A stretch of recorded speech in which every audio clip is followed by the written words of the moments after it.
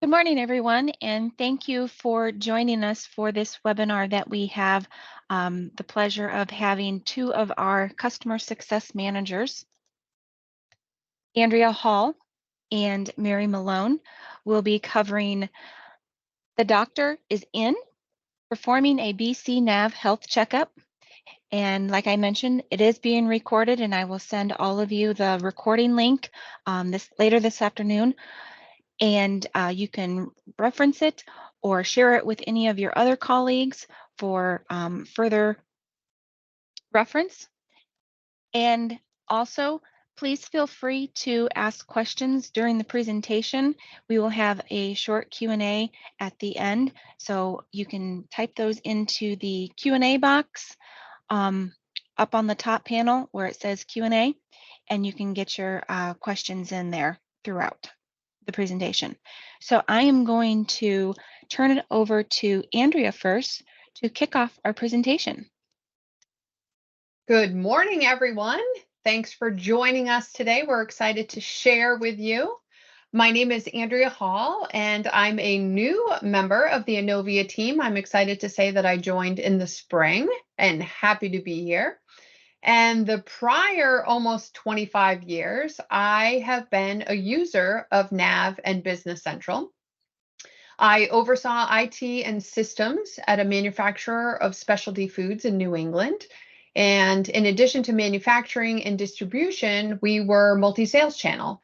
So we had global B2B business. We also did direct to consumer through catalog, e-commerce, and retail stores, and we had a ton of fun. In addition to ERP, we had many other business systems, WMS, e-commerce, CRM, POS, business intelligence, and so on.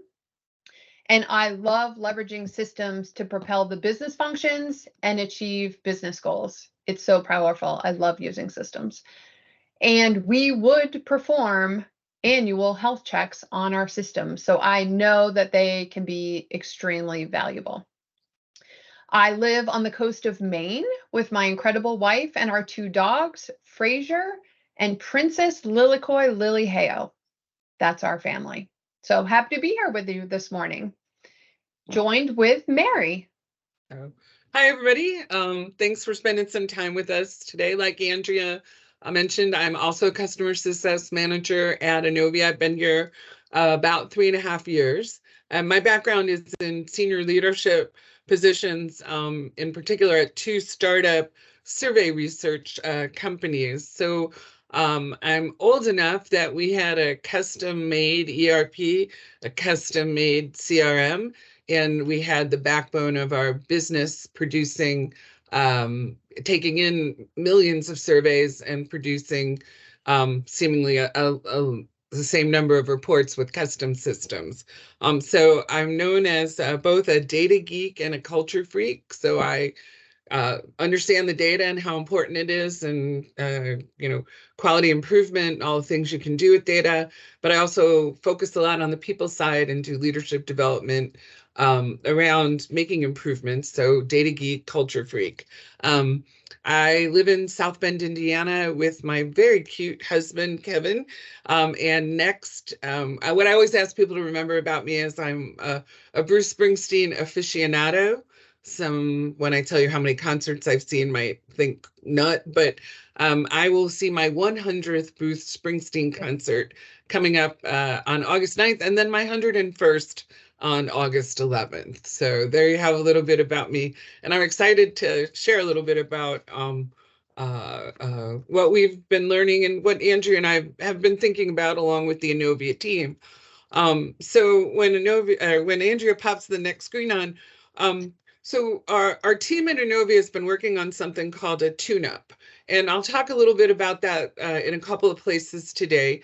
But that got Andrea and I, we started to think about, well, how do organizations really approach the health of their systems over time? As customer success managers, we're often brought into people who are either working with a system that's 20 years old or Sometimes we're working with somebody that just implemented BC a year ago, and how do different companies approach keeping up to date? And that just led to a bigger conversation, and we were talking about the tune-up anyway, and that led to us coming up with the idea of, well, let's talk about health checks and how organizations can think about that and organize them. So we put together this agenda for you. I'm a big believer in, not going to read the slides to you, but you can follow along with them. So we are going to talk about, sort of a definition of health checks. So we're sort of on the same page. Then we're going to talk a little bit about when, how, why you might want to do them, some steps to performing them. We're going to talk about some sample health checks, and then really kind of talk about how do you develop your own program that'll keep you going and sustainable. And then questions again, I'll mention the tune-up, which when you get the slides, there's a link to it here, and then questions and final thoughts. And as Angie mentioned, if you do have a question, happily you can put it in the Q&A at any point during the presentation. So there you go. Please ask them along the way if you have them. Otherwise, we'll be happy to answer them at the end. So. Awesome. All right, here we go. We're going to do something interactive. So in Teams, along the top toolbar, there's a button to raise your hand. You just click it and your hand gets raised. So by a show of hands, how many people have ever done any of these things? Have you taken your car to get an oil change and the tires rotated? Have you ever taken your pet to the vet or your kids to the doctor for their wellness visit? Have you ever gone to the dentist for your regular checkup? Okay, so 10, we almost have everyone. Oh, the number keeps rising. Okay, so lots and lots of people have done these things. So thank you guys. Thank you, I appreciate that. You can click the same button and it will lower your hand. So lots of us go and have these regular appointments, but why do we do that? 3 things we're looking for. One is to confirm everything is good. What's better than going to the doctor and the doctor says, you're excellent, everything looks great. That feels wonderful. That gives us a sense of confidence. Or 2, we might find and address something that's concerning. Like, oh no, your tires are starting to look worn. Let's replace them before you have a problem. So you can get ahead of it if there's something concerning.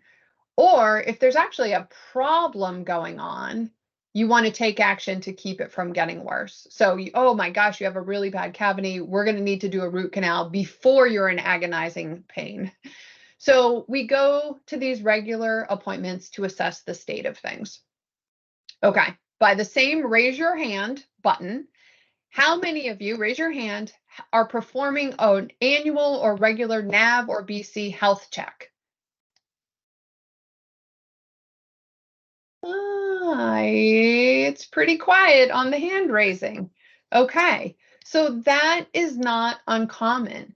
So why don't we do it? We might not think about it. We might not even know about it. Or in real life, we may just be too busy. So let's think about this. We're willing to take our car in for an oil change so it doesn't seize up on the side of the highway.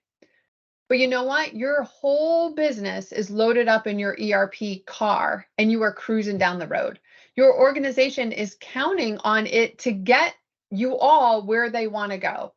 So we can't ignore the same kind of regular checks on our systems that we do for so many other things in our world. Thanks for playing along. Hey, Andrea. So, yes. What about data cleansing?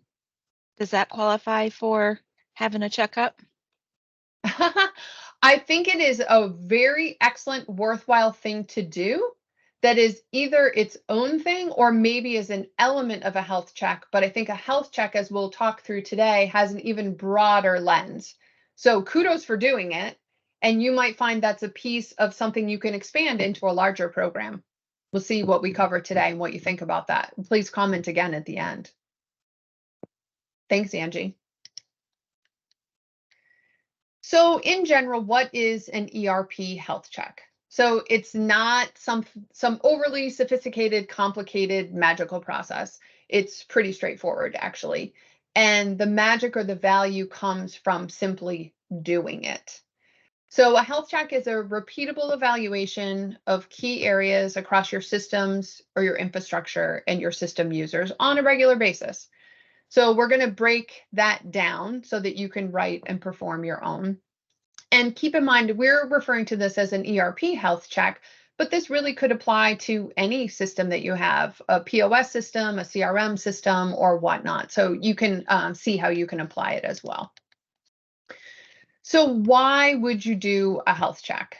So again, you might think, I don't have time for this. Actually, you can't afford not to do this. Your organization has invested a lot of time and a lot of money into your ERP system. When you do a health check, you're going to find vulnerabilities or errors that you can fix or do something about and keep bad things from happening. So we know how costly downtime is, or when the real bad thing happens, that costs so much.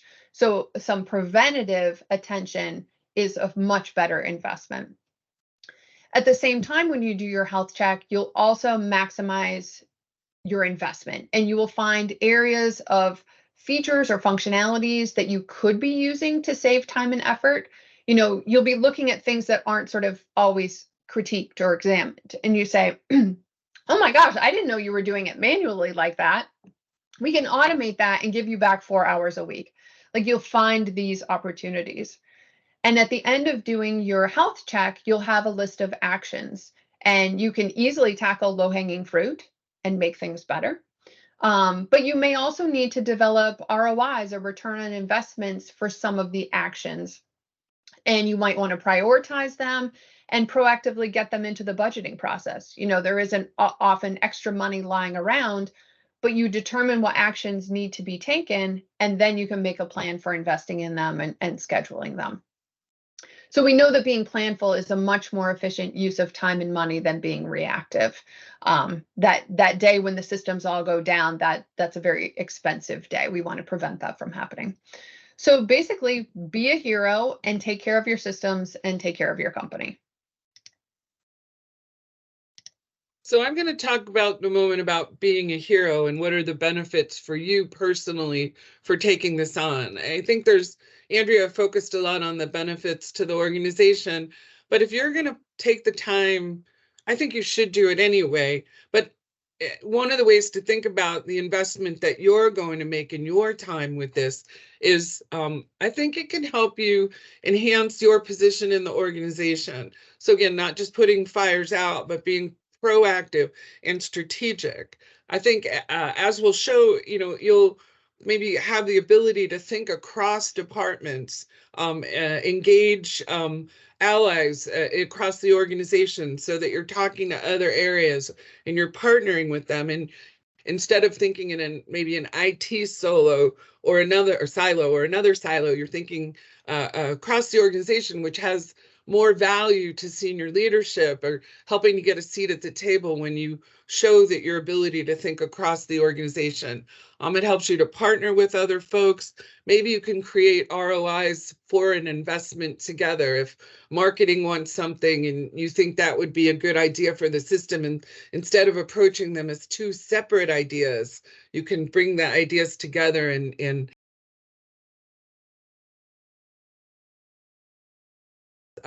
organizations we find think differently. ERP is either a cost or an investment, and we're of the investment model, and hopefully this helps you to enhance the position of the ERP or the systems within your organization. And again, you can help the company, as Andrea said, see where investments might have return on investment, drive employee and maybe customer satisfaction, save you money, and prevent risk. Mm-hmm. So when to do a healthcare check? We went backwards. There we go. I was like, wait a minute here. So I think it's important that, every organization, we have some people that have 500 BC users and we have some people that have 5, right? So this is going to apply differently to organizations of different sizes, but we think you should do it on a regular cadence, whether that's quarterly or every 6 months or annually. And maybe you do a different cadence for different kinds of health checks, which we'll talk about later. We also think, though, that at least 6 months after your go live or a big launch or a big change in your system, just makes sense to go back and make sure it's delivering on what you said it was going to be delivering, and the users are getting out of it what they need to get out of it, etc. If the answer, since nobody put their hands up right away, if you've never done one, or it's been a while since you did one, or maybe you did one in your last job, we would argue it's probably time to do one. But we also think, it's really easy to say, well, nothing's changed, so I don't need to do one. But the world changes, technology changes, staff changes, and I think this is a big one for me. When I walk into an organization and I see somebody with lots of post-it notes around their computer telling them how to do their job, and those post-it notes were created by 2 people ago, right? So staff changes make a big impact on how the system is being used and what you can be getting out of it. And of course, just growth is a change. Speaking from a company that is in the 15 years that I was there, every time we, felt like every 50 people at first, and then every 100 people later on, that brought about changes that our systems couldn't necessarily cope with, even if we thought they could. So growth is a change that might warrant looking at the systems that you have in place as well. So just real quickly, because we're going to go through these, so I'm not going to read them to you, but we're going to cover the steps to performing one.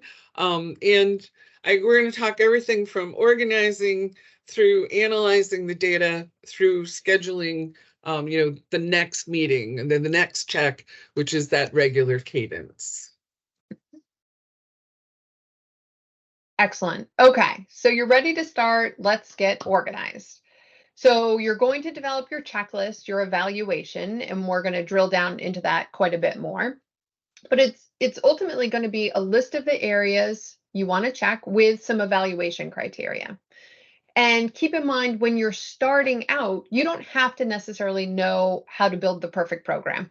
You don't have to have all the answers. Just start by thinking about what various perspectives you might want to have join in. So you might leverage some other members of your team. You might lean on your partner. You might even do research on the internet. So it's okay to sort of pull from various places to start developing your program. You will also want to think about who you might want to have lead some of the evaluation segments.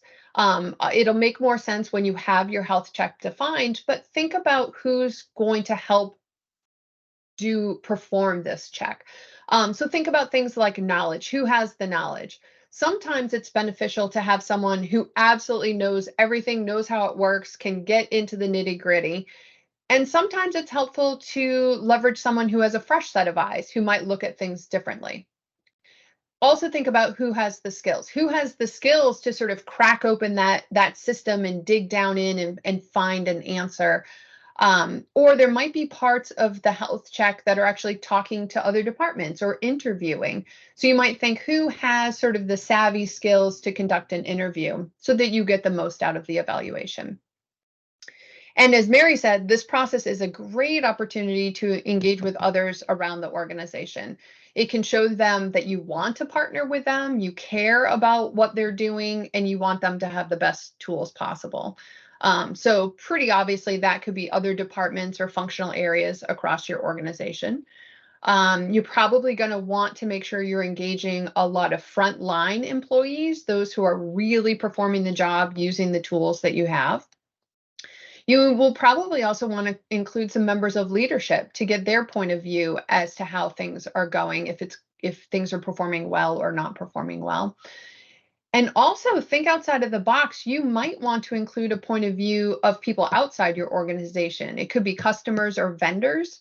Like, wow, think of a survey that asks them what they like or don't like about using your system. Maybe they use your website or a portal or interact with your systems in some way. It'd be valuable to get their point of view. and schedule it. We're going to say schedule it many times because that's the important. It's not just doing it once, it's doing it on whatever the right regular frequency is for you. It's to keep doing it because, as Mary said, things are constantly changing. So at least put it on your calendar to make sure that you do the first one, but that you do the next one and have a cadence to them. And many organizations actually have a company calendar where different things happen throughout the year. So make sure you get added to that as well. And be thoughtful about when in the course of the year you do your systems health check. You might already have a window of time when the annual budgeting process happens. It'd be a great idea to perform your health check before that so you can surface different needs or opportunities through your health check that then can get baked into the budgeting process and stand a chance of being funded the next go round. So scheduling it, super important, because it's pretty likely that if when we left the dentist and we didn't get that little card they hand us, we might not remember to come back in 6 months. So get it scheduled so you get to repeat it. Okay, so now we're going to start building out our actual health check. So the thing you want to start with is think of all the areas that around your ERP system that you want to evaluate and make a list of them. A good old-fashioned simple list. So some examples that we have listed here is you're going to want to think about it from a technical point of view. Yep, we're going to want to evaluate technology. If we're talking Business Central, you might then say, well, what systems are integrated with Business Central? Oh, CRM. Okay, let's get CRM added to the list. What ISVs are we using or add-ons? Okay, let's add those to the list. So different things that, from a technical point of view. It can also be helpful to think about it sort of from the flip side of technology and think about your key business processes. So what's key to your business? How you market it, how you make it, how you sell it, how you ship it, and add those key processes to your list as well, because we'll want to evaluate. Don't forget, and I love the call out already, don't forget to think about data. You're going to want to evaluate it, where it flows, how the jobs are running that push it around. Where are you doing reports and analytics? If you're using Power BI, for example, then make sure that's added to the list. And you want to make sure you're thinking about people. So the people who are using the system, as I mentioned, could be people, it could be staff, could be users.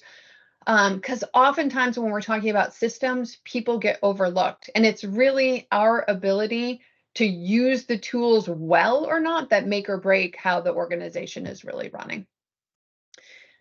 Also think about the rules around using systems. So I would hazard a guess that most of us don't have all the policies and procedures that we probably need in place to keep things running efficiently or safely or meet changing, say, regulatory requirements. So think about what policies and procedures you have and think about the areas where you don't have policies and procedures where you probably should. So at this point, you just make a big long list of all the areas you'll want to evaluate. The next step is to take each area and blow it out in more detail. So area by area, think about it and say, what are all the areas or facets within? So technology we had mentioned would be an area we want to evaluate. So what else could be in there? We would think about hosting, infrastructure, performance, disaster recovery, how your partner is doing, So for technology, you blow out a whole bunch more granular details and just keep expanding each area more and more. So area by area, blowing it out into more detail. Again, thinking about processes, data, users, policies, and so on. So at the end of this exercise, you have a long list. Probably challenge yourselves to blow out each area to anywhere from 3 to 20 more details underneath it.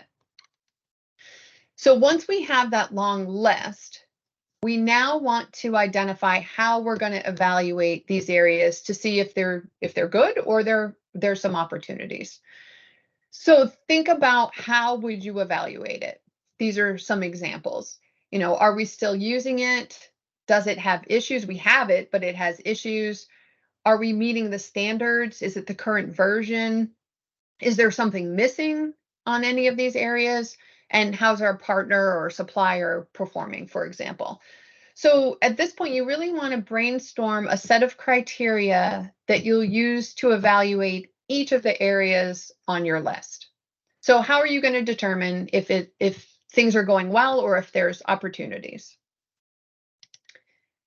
And then you put it all together. So this is a common format that I've seen and I have used, where you take the areas that you've listed and you go down. So in this case, you can see the gray areas. This is a pretty simple example, but you can see the gray areas were the items on our original list.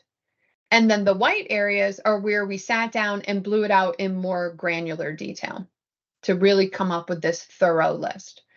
And then we want to take the evaluation criteria and go across the top. And this becomes a pretty easy to complete assessment form. And this is your health check. So you're ready to go ahead and get going. So basically, then you're going to gather the data for each checklist item. Either you have the data and you can look it up. Perhaps that comes from incidence reports, change logs, errors, speed measures, anything that you could pull out from the system by looking it up. And then the next process would be to interview others, either who are in the process or closely adjacent to the process, as Andrea mentioned. I think the important thing is to have a good interviewer, to ask good questions, to ask the question behind the question kind of thing, and to watch for things like, one of the things I always hated as a senior leader would be, I'd ask somebody, well, are we doing this? And the answer was yes. And I started to realize that I don't really want a binary answer. Look at me use binary 0, 1 there. But I don't want a yes or no. Really, the question I need to ask is, how well are we doing this? Not are we? That's great. But if we are we doing it and we're not doing it well at all, or 2 on a scale of 1 to 10, or are we at an 8 there? So again, that the probing question, the second question. And then I always, we talked about watching for, is this something that only one person knows? Is it something where we look at a process and we've constructed a lot of workarounds? I always look for, I mentioned before, the Post-it notes, but I'm also in search of Excel files, because lots and lots of Excel files tells me that something maybe isn't working in how we're getting the data to the people who need it to make decisions, either strategic decisions or very operational decisions. Again, looking for manual processes. And then I know we do a lot of talk around searching for pain points. And I agree that that's an excellent way to look at what's causing pain here. But I always like to search for blind spots. And what I mean by that is, we don't know something, or we didn't, what I kind of like to ask leaders, what keeps you up at night? What don't you know that maybe we could, if our systems were different, if we collected data differently, if we presented data differently? So where do we have blind spots? And can we think about the system in a different way that would help us uncover a blind spot or eliminate a blind spot? So then the next thing after you've sort of performed the evaluation is analyzing the results. And here's where the data geek in me gets really excited. I love to analyze results.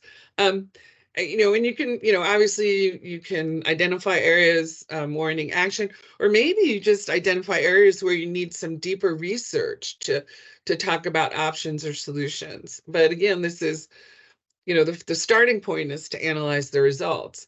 One thing though is if you can find any low-hanging fruit, particularly from participants and even better from frontline users, and just fix them, you buy a lot of loyalty, like they invested their time and you fixed something that was bothering them. Again, that's not the strategic role, but it gathers you a lot of friends in the organization. But then you talk around prioritizing and targeted timing based on the pain that something's causing or the value that it can bring to the organization. And this is when you think about, through a budgeting and approval process, if it's big enough, and then again, that allyship with others in the organization, to maybe bring 2 or 3 departments together, that collaborative part of it about the needs that serve the company as a whole and not necessarily seen as just some department's project. So in the end, I guess another way of putting this is that one of my very favorite proverbs is that you can't fatten a calf by weighing it. It's really all about execution. The health check weighs the calf. The fattening it up part comes when you actually act on the results. I have a real bias for action. I think if you read my LinkedIn profile, that's one of the descriptors that people have used about me. I love having the data, but I love even more executing on it and making real change within an organization for the betterment of the organization, to help it grow, to improve employee satisfaction and customer satisfaction, and achieve growth. And I think that's really important. So I don't like doing it and having the data. I always say data that sits in a box is data that sits in a box. So it doesn't do anything, doesn't turn handsprings while you're not looking at it. It doesn't affect the organization until you execute on it. So anyway, so Andrew's going to run through just a couple of health checklists that we've come up with, and I'm going to turn it back over to her for that. Nice, thanks. Yeah, we wanted to get the ideas flowing to give you a sense of what this might look like as you flush it out a little bit more. So again, the first one is using, again, this technology area. We know we want to evaluate technology in regards to Business Central. So when we drilled down and blew out the facets under technology, these are some of the examples of the things that we came up with. So for then each of these facets, you'll evaluate against the evaluation criteria, what's working, what isn't working, are we meeting the standards, and so on. So again, let's say this is for Business Central. We would definitely want to assess the software version. Are we on the current version, or are we at least on a supported version? And if so, when does that support run out? So we have visibility, because we probably need to get a plan in place so that we don't run past that support expiry date. Hosting is an example. Is our hosting provider meeting our SLAs or service level agreements? Have our monthly invoices been creeping up? Changelog in Business Central, are we even using it? If not, that's an opportunity. Are we using it too much? Are we tracking more than we need to be? So we can evaluate that. Customizations, that's often a big one with NAV and Business Central. How many do we have? How are they going? Are they needed? Did we just learn at the user group that a feature's in base now, so we don't need our customization anymore? Are there policies and procedures around approving modifications? Does everyone who wants a modification get one, or does someone review it and approve it? And then this last one, disaster recovery and business continuity, there's a lot to evaluate there, but in simple terms for today, are you taking backups? Are they at the appropriate frequency? Are they stored offsite? Are they ever tested? So this is an example where we had one area technology, we blew it out into more granular areas, and then we want to evaluate across all of them. Just one more time, this is an example of a format where you can easily execute on this evaluation with the areas going down and the evaluation criteria going across. We also talked about looking at functional processes, so key processes. So outline the key processes to your business and evaluate how the systems and tools are supporting them. Again, are there issues? What's missing? What's inefficient? What data is inaccurate? You come across people like, oh, we never use that report. It's never right. That's a problem that should be identified. How is our partner helping us? Is our process documented? Quote to cash, that is a common catchphrase. Mary, I'd love it if you would comment on that. Yes. So I think one of the things, it is common catchphrase, and it does more or less capture what BC does, or an ERP does. But I really think strategically we need to think about all the touch points from maybe pre-acquisition through becoming a wildly successfully satisfied client, which might include warranty work or field service or capturing a customer satisfaction survey or engagements post-purchase, if you will. Maybe it's through the portal, all those different kinds of things. But I just think it's important that while quote to cash, it's alliterative, we use it a lot, I just think it doesn't cover everything I think that in a functional process should be looking at. Thank you for that. So we're giving you examples, but you really need to think what truly is going on inside our business. And when you identify the key processes, break down the key steps in each one so that it can be evaluated. What tool is being used, all the evaluation criteria that we had gone across. So here's a couple different, sort of from a sales and finance point of view, but also from a manufacturing point of view.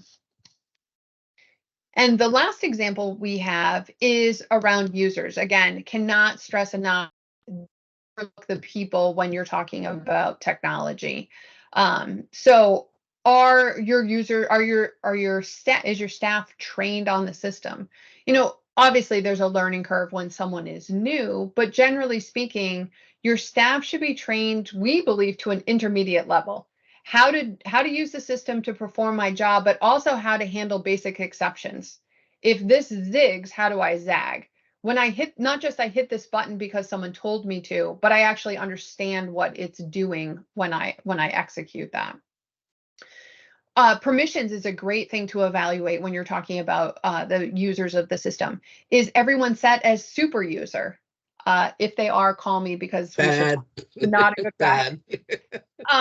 Do you have a policy or a practice around when someone is promoted? I bet you give them all the new permissions that they need, but you actually have a way to remove the permissions they don't need anymore, because over time you grow a lot of people who have a lot more access than you intended them to have. You should also look at your documentation for users, or is everything, as Mary mentioned, is everything in people's heads or on Post-it notes? I mean, if that's the case, that's a real and actual business risk. People doing things inconsistently or inefficiently is a waste and draws down organizational resources. I mean, leads to customer service issues and all sorts of costly things. And then there can be a lag time when you hire new employees. Instead of it taking them 4 weeks to learn their job, it might take them 4 months because there isn't actually a document that they can reliably follow. And you should also critique, are you offering opportunities for your employees to learn more about the system? Do you have a user club? Do you have a super user group? These are easy, inexpensive, fun programs that you can have at your organization. Sharing tips over lunch is super easy to do. Have you ever seen a bunch of Excel users get together? Oh, did you see it can do this? Oh, I didn't know it can do that. Like, people get into it and they like sharing what they know and they like learning new things as well. And these kinds of things also give you a chance to identify your super users. So who just has a natural aptitude or interest in systems? And it could be a great opportunity to ask them to present at one of your lunch and learns or your get-togethers. You might even ask them to sort of run the program, schedule the events. It's great recognition for individuals, and it can really be a point of pride and help give them job satisfaction.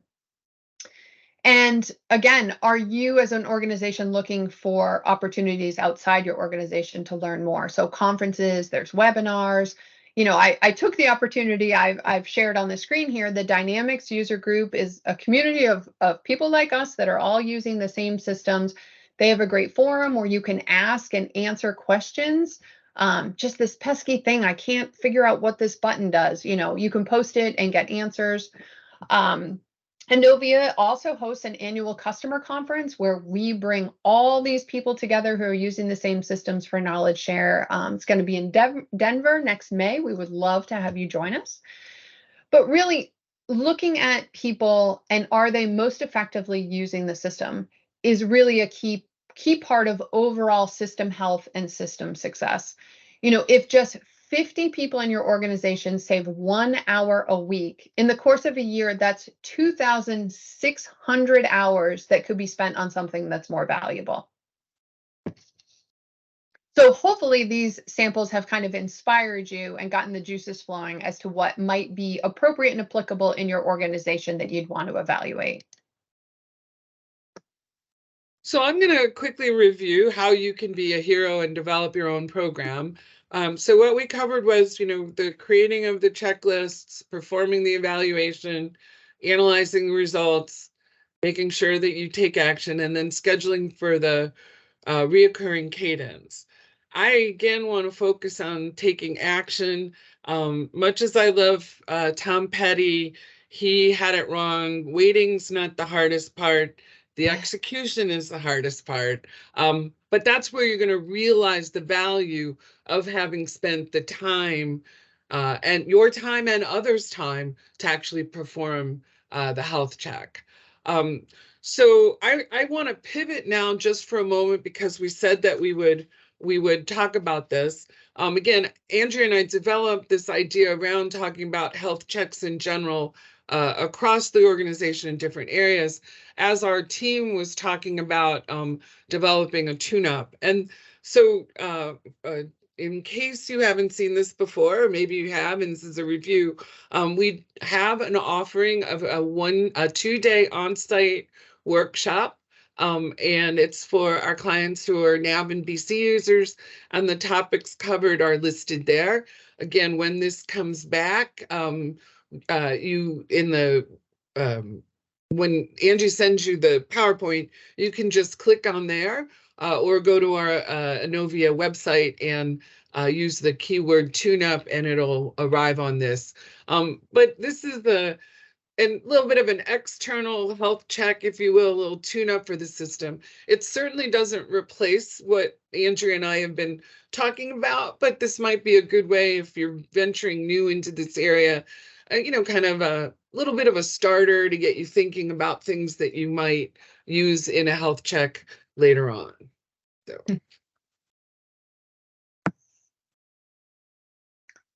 Yeah, so with that, we're happy to answer any questions that people have. So I always like to say, who has the first question? Okay, Mary and Andrea, we do have a couple of questions. If I've never done a health check, where do I start? I'd be happy to take that one. So it can feel daunting to do anything for the first time. I would say a couple of thoughts around how you get started. The key thing is to simply start. So grab a couple of people that you think would have a point of view. Literally just take half an hour, sit down and create this list of things that, boy, I think we should check this. Oh, and then that. And oh, that area too. It may not be the list you end up with a couple years from now, but if you come up with a dozen or so areas for evaluation, that's valuable. So don't be intimidated. Keep it simple, but start. And you might also ask, so I think the question might have even been for, like, where do I start? The entry point could be different depending on your role in the organization. So if you sit in IT, you probably have a point of view where you're going to think a little bit more IT-y type things to start your list. And that's okay. They should be evaluated. Sometimes organizations, finance is the one who's responsible for their ERP system. So if you sit in finance, start your list from a finance point of view. We talked about challenging to think across the organization. So challenge yourselves to do that. But if you're not an expert in sort of what other areas are doing and using in the system, maybe you list all the areas you think of, and then you list some questions. We say, we're going to take this opportunity to ask some more questions. How are you using it? What do you do? Are you using this other tool? What other tools do you have that maybe we don't know about? And that's kind of a supplemental section that will help you develop it over time. So keep it simple, just bite the bullet and start, and you will learn every iteration that you do. You're going to learn lessons and you'll be able to mature your program. Yeah, I agree. And I think this is one of the cases where the perfect could get in the way of the good. I mean, just starting and having a conversation is a great way. You don't have to full-blown checklist. If one doesn't come to mind, go and just, have a lunch and learn with another department head, if you will. How do they use it? Ask if you can come with a couple of users and just talk and listen. And that might get you started enough to get a checklist later on. So. Be brave, be bold, go for it. So. Okay, thank you. And the next question is, what if I conduct a health check and afterward there's no time or budget to do the work? Well, as we all live in reality, we know that resources are finite. But I would say don't let that slow you down on doing a health check, because some of the things that you identify as opportunities, if we do a little something here, we're going to gain more than we put in. Or, oh, shoot, we found something that if we address now can save us from heartache in the future. When you surface those things, there may be no time or money, but no one saw the list that you're going to generate of opportunities. And when they see that list, you might find there's actually money to put towards things, especially things that if you invest $100 and you're gonna benefit $1,000, that's kind of not like spending money because you're going to reap the benefit. But once you identify the list, people may feel differently about supporting you and moving forward doing those things.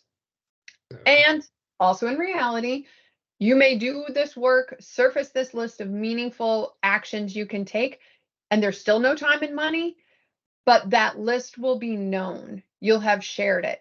So in the future, when funds or resources become available, it's already surfaced and people are aware of the opportunities, as opposed to some other exercise that someone didn't do. Those things are not going to make the list when resources become available. So that is a reality, and you sort of have to manage around it. Like we said, do your health check before the budgeting process so you at least can be in contention for some of those funds. But I wouldn't let it slow you down, because either the opportunity will come sooner or later, I believe. And I also agree that also goes back to the allyship with leaders across the organization. They're all competing for funds too, and putting together small proposals maybe wins for both groups. And beyond that, just the fact that the rest of the organization knows that you have a list of projects with them and with others, I think it goes back to the enhancing your role as a strategic thinker. They may not have money this year or next year, but that doesn't mean that you're not proving your worth as someone who is helping us to think strategically instead of just in that reactive mode. So again, I think it's well worth doing, not just as an exercise, but I'm sure you'll uncover things you can execute on. Like, there's no doubt there, maybe the big things get tabled for a while, but I'm 100% sure that people are going to find low-hanging fruit and things that can be done that don't cost time, or small investments of time, not 500 hours of time, small investments of time to make the improvements, small investments of money to make the improvements that you need to make. So Love it. Agree. So I want to just call out in the chat that Noreen had some really good comments about things that they're already doing on in her area. So she wasn't thinking quite as much, and she didn't necessarily call it a health check. And also she thought we might have some other ideas for some of the technical ones. So that's a great idea for the next webinar. But if you haven't seen that, she definitely put some great ideas in about how she approaches keeping her system healthy. I think is fair to say. So Nice job. Thank you, Noreen, for contributing. Angie, any other questions for us this morning? Oh, wait, Noreen's typing something back. Let's see all what she right. said. Oh, she said thank you. Thank So, you. So, oh, and look, No. Angie actually put the link to the tune-up Oh. right in the chat if you didn't happen to see that. So, Thank you both. No, we do not have any further questions. If anybody does have any, please feel free to type them in. Otherwise, we're just going to go ahead and wrap up for the day. So thank you all for attending. It's been great to share this information with you. I love the interaction back. Thank you for the comments and the questions. And hopefully you've gained something that you actually can put into practice and make a difference at your organization. So thanks for joining us today. I appreciate that you spent the time, as Andrea said, and if there's anything that we can do to help you, whether it's Andrea or I or any of our colleagues on the customer success team or within the organization, please just let us know. We're happy to help. All right. Well, thank you, Mary and Andrea. We appreciate your time, and thank all of you who've attended. And if you're watching this on demand, thank you for taking the time out to join us, and let us know if you have any questions. You can check out our website for more of our upcoming events, and that's anovia.com/events. And we also have our training workshop page, anovia.com/workshops. We have a variety of workshops to fit your role, so check out the ones that are right for you and your team. And if you haven't heard the latest Anovia Conversation podcast, we have a library of podcast episodes for you to listen to, and you can learn more on our podcast page at anovia.com/podcast. Browse through our selection and subscribe so you'll get notified when those new episodes air. And finally, if you do have any further questions, you'd like to reach out to Andrea or Mary, their information is on the screen, so you may take that, and we'd love to have a further conversation with you. All right, well, everyone, thank you again for joining us, and we look forward to seeing you soon on another Anovia webinar. Have a great day, everyone. Take care. Thanks, everybody. Bye. Bye.